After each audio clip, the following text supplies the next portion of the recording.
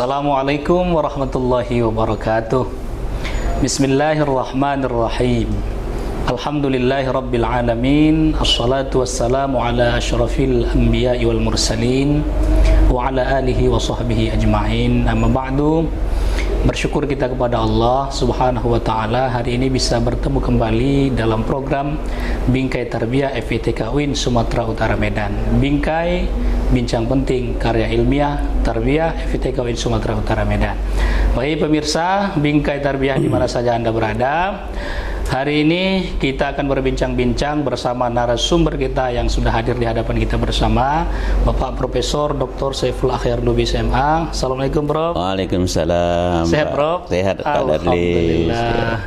Jadi 30 menit ke depan insya Allah kita akan berbincang-bincang bersama narasumber kita terkait karya ilmiah beliau. Di hadapan kita bersama ada beberapa buku beliau yang sudah kita pajang. Ini sebahagian dari beberapa karya tulis beliau, yang lainnya ada bidang penelitian dan seterusnya.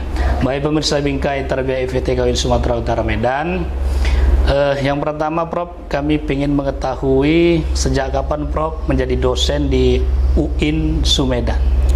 SK saya yang pertama 1 Maret 1985. Saya belum lahir Bro. Iya. 1985. Iya, 1 Maret 1985. Sebelumnya di perguruan tinggi lain ada pernah ngajar Bro?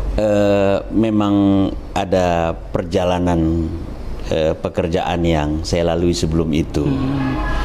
Saya kan kuliah di IAIN Sumatera Utara pada waktu itu masih kampus kita masih di kampus 1 Kampus Sutomo sekarang ini. Saya masuk tahun 1975.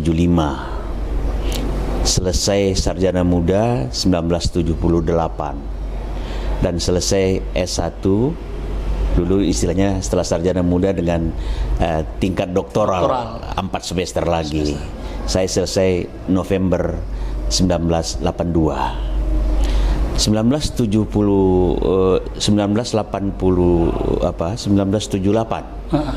saya sudah menjadi guru SD di Desa Negara, Kecamatan Senembah Tanjung Muda Hilir, Kabupaten Deli Serdang.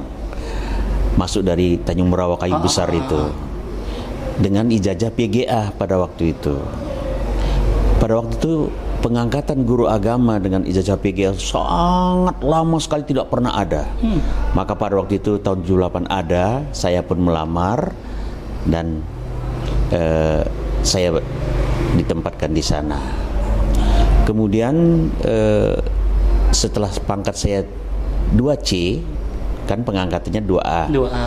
Saya naik pangkat 2 kali, 3C, saya pindah ke Medan. Karena berumah tangga pada tahun 18 Januari 1981, tinggal saya di Jalan Pembangunan 4 nomor 20 Krakatau di Villa Mertua Indah. Kemudian saya pindah ke Kota Medan, ditempatkanlah saya di Jalan Pendidikan SD 079 sampai sekarang ini. Dan itu sampailah pada tahun 1984. Jadi 1984 karena mau melamar ikut testing dosen di IAIN, saya berhenti dengan hormat. Karena pada waktu itu dipersyaratkan dengan ketat yang sudah PNS harus ada SK berhenti dengan hormat baru boleh melamar, dan itu sebagai salah satu kelengkapan berkas. Maka saya berhenti dengan SK itu. Pemberitahuan dengan hormat itulah yang saya buat persyaratan, melengkapi persyaratan melamar di UIN. Itulah yang saya diangkat, SK-nya keluar 1 Maret 1985 itu. Luar biasa pemirsa, 85 hingga 2022 itu cukup panjang ya Prof? 37 tahun. 37 tahun, yeah. Luar biasa. Kemudian Prof, bidang keilmuan Prof dari S1 hingga S3 itu.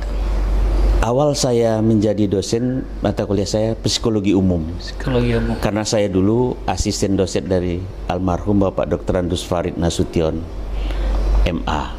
Mantan dekan FITK pernah Prof ya? wakil dekan 1. Wakil dekan. Kemudian menjadi WR3. WR3.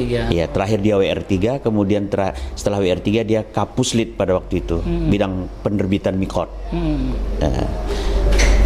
Mata kuliah dia adalah psikologi umum, saya menjadi asisten dia, maka saya pun diusulkanlah menjadi dosen mata kuliah psikologi umum. Ya. S2-nya, Prof? Saya S2 tahun 1988 di IAIN Jogja. Pada waktu itu belum UIN ya. Saya selesai 1990. Saya ingat betul, saya selesai hanya 1 tahun 10 bulan. Wah, cepat. Jadi 1 tahun 10 bulan saya sudah wisuda, dan saya lanjut terus ke S3 pada tahun 1990 itu. Di universitas yang sama, di IAIN yang sama, IAIN Sunan Kalijaga. Institut masih. Dan S3 saya selesai 2004. Januari 2004 saya promosi terbuka. Masya Allah. Itu bidang keilmuan, Prof? S2, S3-nya? Pendidikan Islam. Pendidikan Islam. S2 pendidikan Islam. Tapi di IAIN Jogja pada waktu S3 tidak ada jurusan lagi. Dia menjadi jurusan Islamic Study. Studi keislaman. Tapi kalau S2 jelas pendidikan Islam dan filsafat Islam. Pada waktu itu ada 2 prodinya. S3 melebur kembali menjadi Islamic Study. Oke. Jadi spesifikasi itu, Prof, di penelitiannya, Prof? Ya, di penelitian, di tesis. Tesis saya berjudul Konseling Islami dan Urgensinya dalam Pembinaan Mental. Yeah. Walaupun mata kuliah saya psikologi, tapi tesis saya itu karena saya merasa ada links. Karena juga konseling kan pendekatannya psikologi. Dan disertasi saya juga tetap konseling Islami, tetapi judulnya menjadi konseling Islami, studi tentang peneranan kiai. Itulah judulnya disertasinya. Masya Allah. Baik pemirsa Bingkai Tarbiyah FITK UIN Sumatera Utara, luar biasa pemaparan narasumber kita. Jadi bidang keilmuan beliau, kalau kita korelasikan dengan karya ilmiah yang ada di hadapan kita bersama, itu luar biasa, sangat sesuai. Ini konseling, ada beberapa buku ini. Kita akan mengupas salah satu dari banyak karya ilmiah narasumber kita. Kita memilih ini, Prof, judul buku Konseling Pendidikan Islam Perspektif Wahdatul Ulum. Jadi pemirsa, kita mengangkat ini akan berbincang terkait dengan buku ini karena memang salah satu alasannya adalah paradigma keilmuan UIN Sumatera Utara Medan itu ya Wahdatul Ulum. Jadi ini sangat luar biasa, Prof. Ini tahun berapa diterbitkan ini, Prof? Tahun 2021 ya, Prof? Ya. Cetakan pertama Maret tahun 2021. Ya, Maret 2021. Dengan judul yang seperti ini, Prof, apa yang melatar belakangi Prof sehingga judul bukunya seperti ini? Ya, tentu saya agak jauh flashback ya, sedikit Pak Dr. Darlis ya. Kita kenal bahwa konseling konvensional sudah diletakkan dasarnya sejak 1908 oleh Frank Person, Davids, dan Hume Weil di Boston University. Karena pada waktu itu Amerika berubah dari negara agraria menjadi negara industri, sehingga terjadi perubahan kebutuhan tenaga kerja. Negara agraria dengan range pertanian yang luas dan peternakan yang sangat banyak itu memerlukan tenaga penjaga ternak, dan range itu adalah koboi yang ahli memainkan pistol dan menunggang kuda. Berarti psikomotoriknya di situ. Maka kita lihatlah film-film koboi, muncullah Franco Nero, ya kan, Cliff Van Cleef, Jules Brenner, kan begitu film Clint Eastwood terakhir, ya kan. Tetapi setelah berubah di tahun abad ke-20, awal abad ke-20, tidak diperlukan lagi itu karena menjadi negara industri. Karena negara industri yang diperlukan adalah ahli IT. Sehingga semuanya menjadi sistem digital, dan tentunya sudah pasti perkembangan teknologi lah yang menyahutinya. Berubahlah ini dari tenaga kerja. Maka di sana Frank Pearson dan kawan-kawan di Boston University melakukan satu upaya bagaimana supaya jangan terjadi stagnasi dan jangan terjadi konflik di bidang karir. Maka digagaslah satu ilmu yang disebut dengan vocational guidance. Jadi bimbingan pekerjaan. Inilah nanti yang menjadi cikal bakal menjadi bimbingan pendidikan, dan akhirnya nanti berkembang menjadi guidance and counseling. 1985 itu para pakar konseling dan psikologi di Yogyakarta seperti Jamaluddin Ancok, Ahmad Baidowi, Tohari Musnamar, ya, kemudian Jumhana Bustaman dari Jakarta, Sarlito Wirawan Sarwono, termasuk Muhammad Surya, Jawad Dahlan dari Bandung, dan Dr. Profesor Zokiyah Darajat dari IAIN Syarif Hidayatullah. Itu yang terakhir perempuan ya, Bro? Ya, menggagas konsep pengembangan bimbingan konseling Islam di UII, Universitas Islam Indonesia, pada tahun 1985. Sehingga saya pada waktu kuliah mulai 1988, karena saya juga kuliah di Jogja, tentu saja sedang hangat-hangatnya membangun konsep itu. Di samping juga Jamalul Ancok dan Fuad Nasori membangun konsep psikologi Islam di UGM. Itulah yang mendasari pemikiran saya bahwa ada karakteristik Islami dalam bimbingan dan konseling. Oleh itulah makanya saya menulislah tesis saya yang saya katakan tadi dan disertasi yang sudah saya sebutkan tadi. Konsepnya saya meletakkan bahwa jangan sampai labelisasi dan jangan juga justifikasi. Kalau labelisasi kita hanya sekedar membuat label dari yang sudah ada. Tentu labelnya suka hati kita apa bisa. Belum tentu nanti akan menyentuh substansi dan esensi. Tapi juga bukan justifikasi. Jangan kita katakan di Al-Quran sudah ada semua itu. Memang Al-Quran itu adalah way of life, petunjuk kehidupan. Tapi bukan petunjuk untuk teori konseling Islami, bukan. Terlalu kecil Al-Quran disamakan dengan buku ilmiah konseling Islami. Tetapi isyaratnya ada. Makanya saya selalu mendasarkan pada dua pusaka abadi itu. Rasul mengatakan taraktu fikum amrain fa in tamassaktum bihima lan tadillu abada, kitab Allah wa sunnatur rasuli. Maka konseling Islami itu karakteristiknya harus digali dari prinsip yang ada pada Al-Quran dan Sunnah itu. Apalagi kita supaya jangan sesat. Oleh itulah makanya saya menggagas konsep ini, tidak labelisasi dan tidak justifikasi, tetapi memaknai apa-apa yang ada di dalam Quran, Kitabullah dan Sunnah itu yang bisa menguak esensi dan substansi bimbingan dan konseling Islami. Kenapa saya katakan Islami, bukan hanya Islam?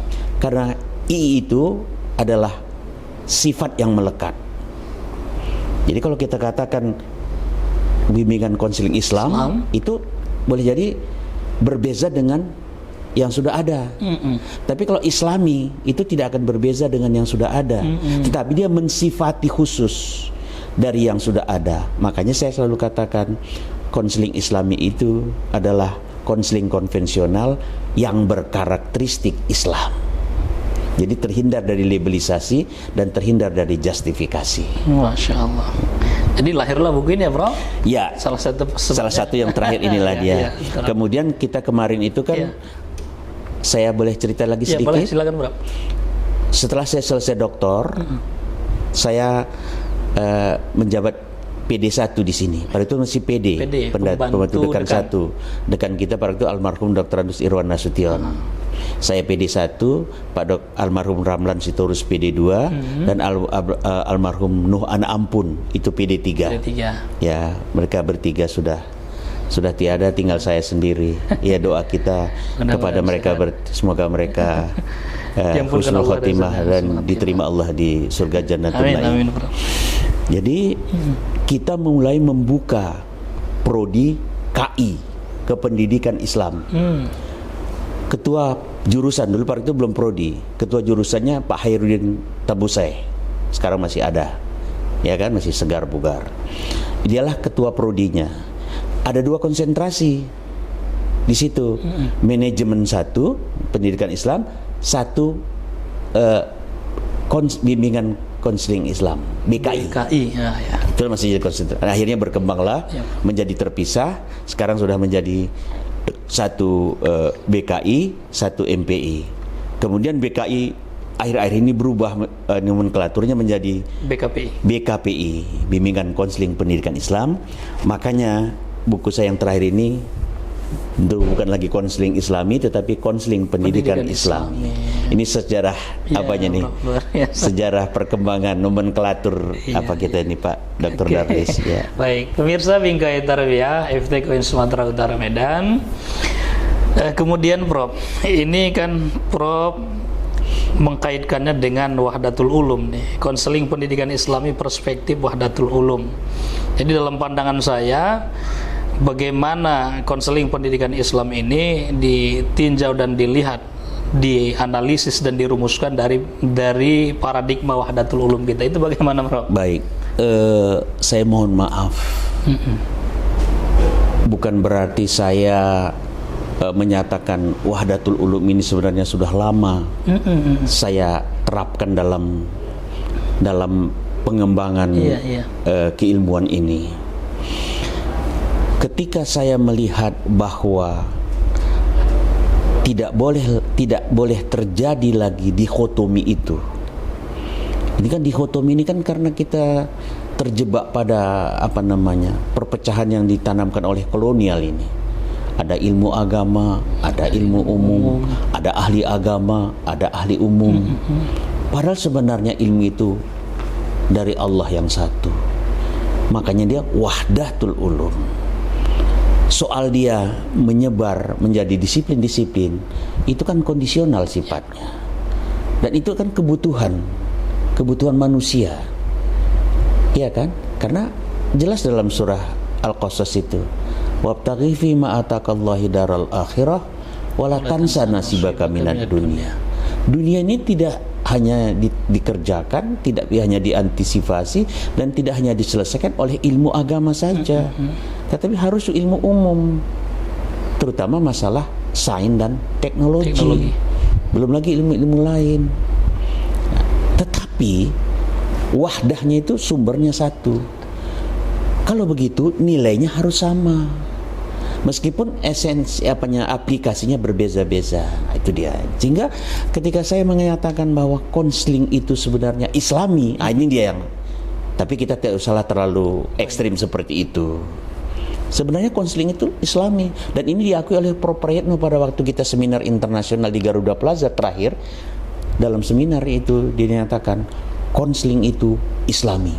Wah, saya merasa betul-betul mendapat pengakuan kita. Nah, tetapi kita juga tidak bisa terlepas dari teori-teori person tadi itu, teori konvensional. Makanya kita beri saja karakteristik Islam. Makanya dalam gagasan saya yang namanya layanan, konseling dan sebagainya, kita tetap memakai apa yang dinyatakan oleh Prayitno.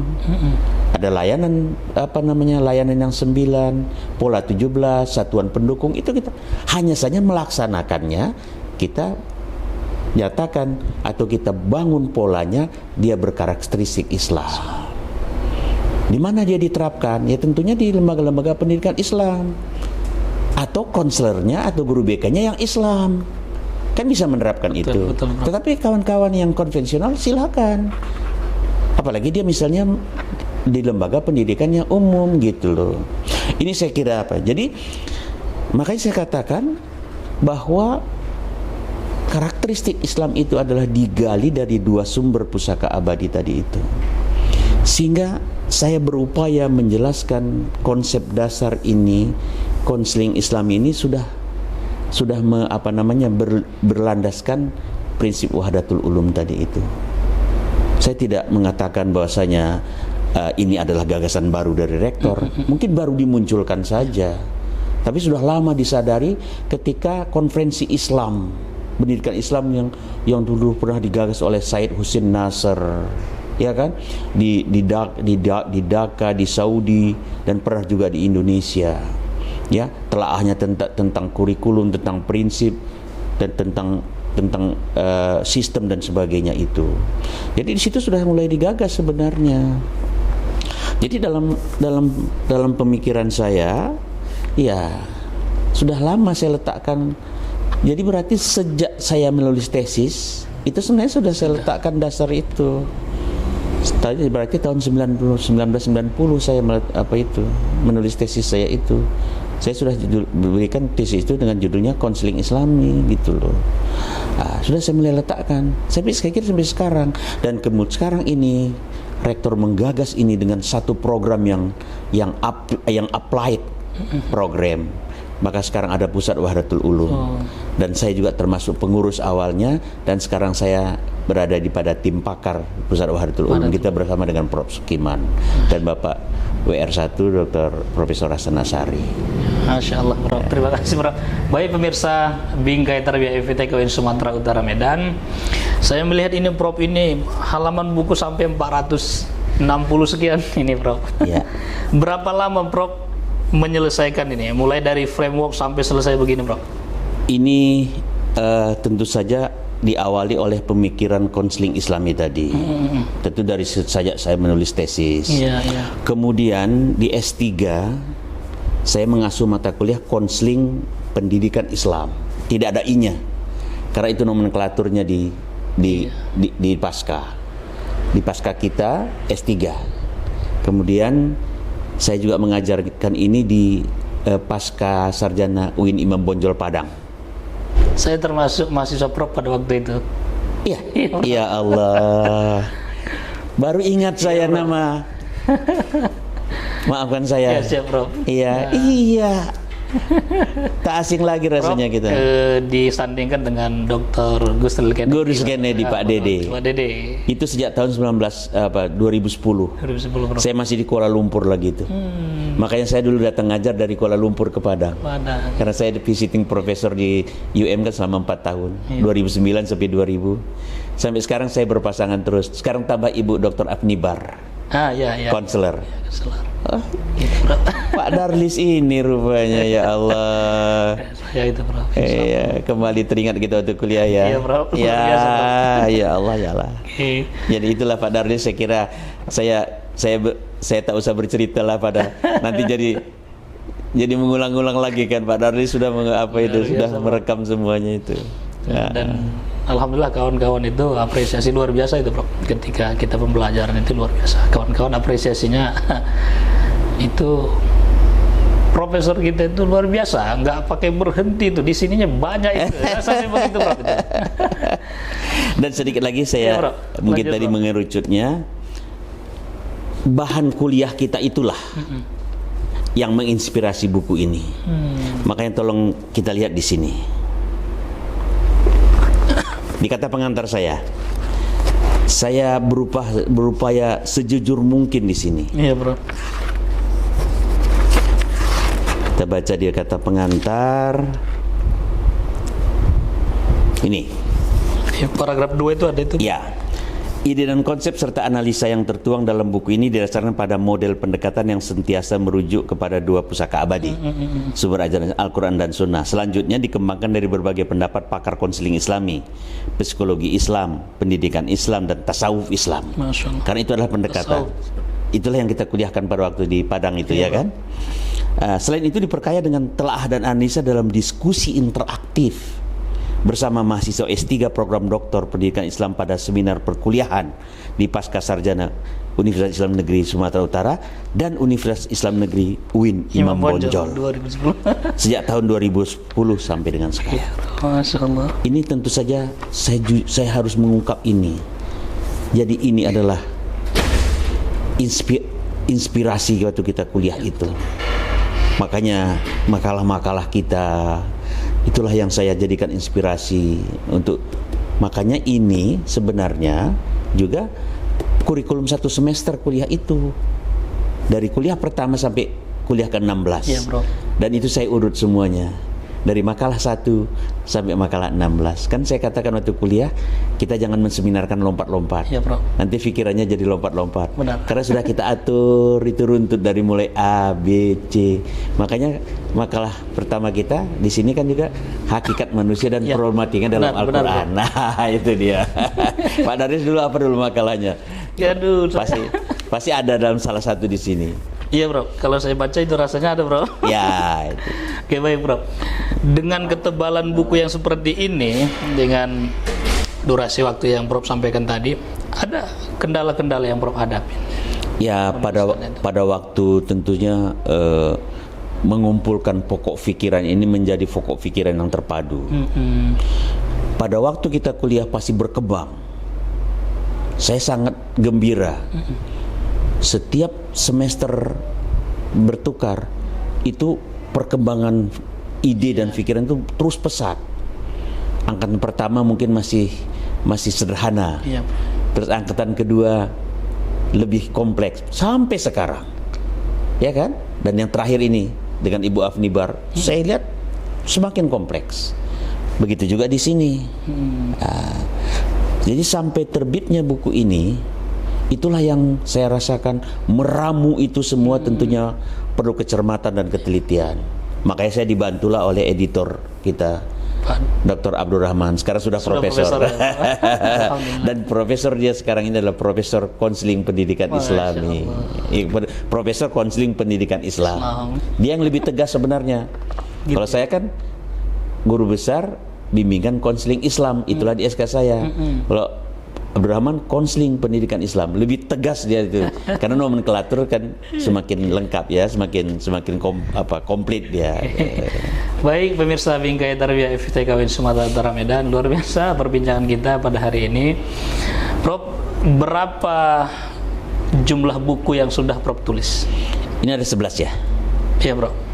Ya, memang yang namanya buku inilah. Tetapi kalau tulisan-tulisan satu bagian banyaklah. Kita kan diminta untuk tulisan satu